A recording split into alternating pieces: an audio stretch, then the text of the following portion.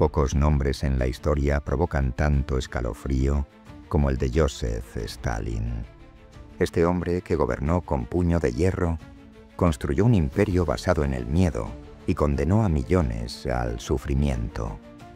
Su camino hacia el poder estuvo marcado por la manipulación y una implacable búsqueda de control, dejando tras de sí un legado de terror que sigue conmocionando al mundo actual.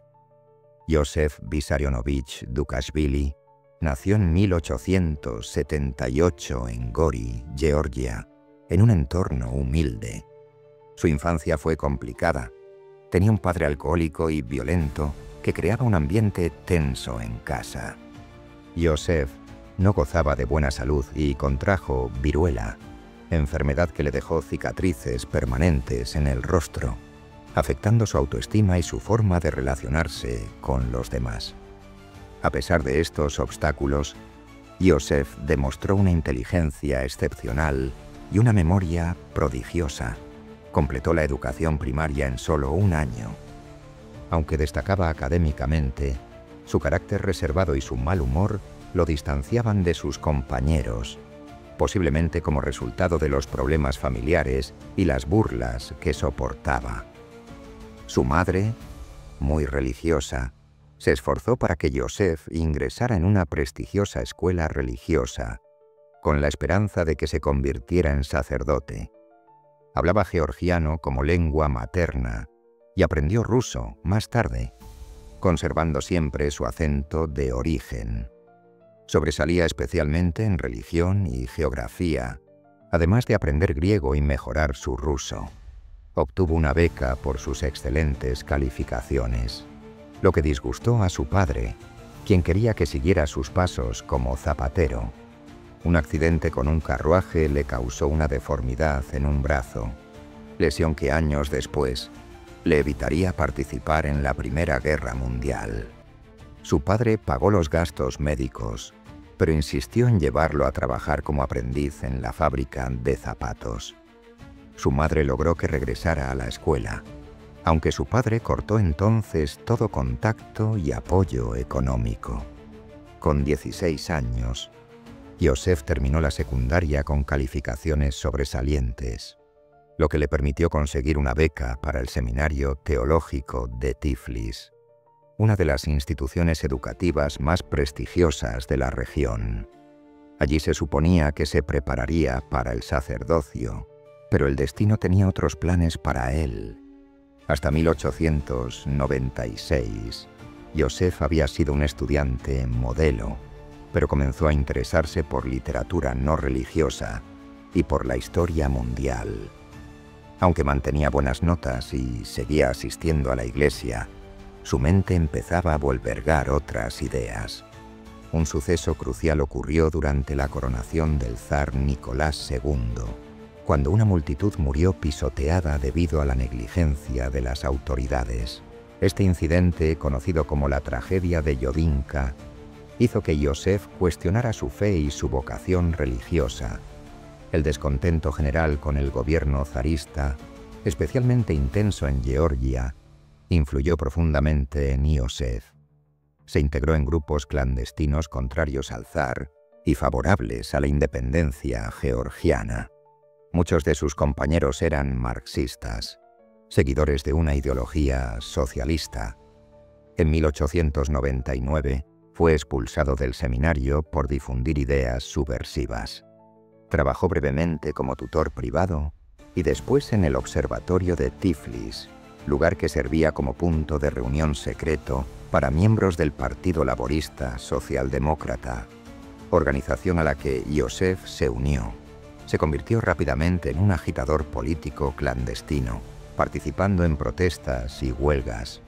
En 1901, se incorporó oficialmente al Partido Laborista Socialdemócrata, adoptando el alias de Kova, en honor a un héroe popular georgiano. Pronto se unió a la facción más radical del partido, los bolcheviques, liderados por Vladimir Lenin. Como militante activo, participó en actividades ilegales para financiar al partido y asistió a varios congresos marxistas en Europa, donde conoció personalmente a Lenin en Estocolmo. Entre 1905 y 1906, en plena agitación política, Koba fue arrestado varias veces. Alternó periodos en prisión con exilios en Siberia. Durante esta época, adoptó el nombre de Stalin, que significa hombre de acero en ruso, reflejando su carácter inflexible. Stalin consiguió escapar cada vez que lo encarcelaban o exiliaban, utilizando documentos falsos y la ayuda de sus camaradas. Para financiar al partido, organizó robos, secuestros y extorsiones, acciones que revelaban su lado más despiadado. Finalmente, tras regresar de un congreso en Viena, fue capturado por la policía zarista y exiliado al remoto pueblo de Turuhansk, donde permaneció hasta el estallido de la revolución. Tras la caída del zarismo en febrero de 1917, Stalin se dirigió a Petrogrado, San Petersburgo, para esperar la llegada de Lenin desde Suiza. Aunque inicialmente los bolcheviques colaboraron con el gobierno provisional, Lenin pronto cuestionó su legitimidad. Tras diversos enfrentamientos, los bolcheviques tomaron el poder en la Revolución de Octubre. A pesar de no haber desempeñado un papel destacado en la preparación revolucionaria, Stalin siempre formó parte del Consejo del Partido. Durante la Guerra Civil Rusa, ascendió gradualmente en la jerarquía bolchevique, tanto en funciones políticas como organizativas. Al finalizar la Guerra Civil, Lenin, reconociendo las habilidades políticas de Stalin, lo nombró secretario general en 1922. Stalin fue estratégico al situar a personas leales en posiciones clave, aumentando progresivamente su poder. Cuando Lenin advirtió esta maniobra, ya estaba demasiado enfermo para contrarrestarla. Incluso llegó a expresar en su testamento su descontento con Stalin, recomendando su destitución como secretario general. Tras la muerte de Lenin en 1924, Stalin eliminó sistemáticamente a todos sus rivales. Mediante intimidación y extorsión, asumió el control absoluto del Partido Comunista, convirtiéndose en el dictador de facto de la Unión Soviética. Cambió el nombre de Petrogrado a Leningrado en honor a su mentor, ironía cruel considerando la aversión que Lenin había manifestado hacia él. Al final de la década, Stalin implementó un ambicioso plan de desarrollo centrado en el control estatal de la economía. Obligó a los agricultores a integrarse en granjas colectivas, ejecutando o exiliando a quienes se resistían. Esta colectivización forzosa provocó una devastadora hambruna que causó millones de muertes. Stalin gobernó con terror totalitario, eliminando sin contemplaciones a cualquier opositor. Simultáneamente, fomentó un culto a su personalidad, controlando todos los medios de comunicación y otorgando poderes extraordinarios a la policía secreta, creando un clima de miedo generalizado. Numerosas ciudades fueron rebautizadas en su honor y la historia se reescribió para magnificar su papel en la revolución. Su figura protagonizaba obras artísticas, literarias y musicales. Llegó incluso a incluir su nombre en el himno nacional soviético. Los campos de trabajos forzados conocidos como gulags recibieron a cientos de miles de personas condenadas a condiciones inhumanas, donde muchos perecieron por hambre, frío o agotamiento. Durante la Gran Purga de los años 30, Stalin ordenó arrestos masivos, torturas y ejecuciones basadas en acusaciones falsas.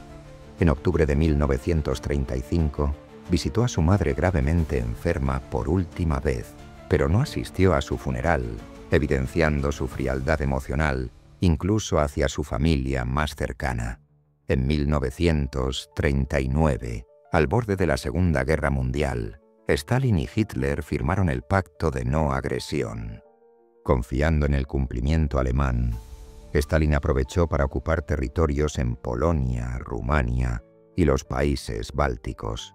También invadió Finlandia, con resultados poco exitosos. A pesar de las advertencias aliadas y de su propia inteligencia sobre una posible invasión alemana, Stalin se mostró completamente desprevenido, cuando Hitler lanzó la Operación Barbarroja en junio de 1941, rompiendo el pacto anterior.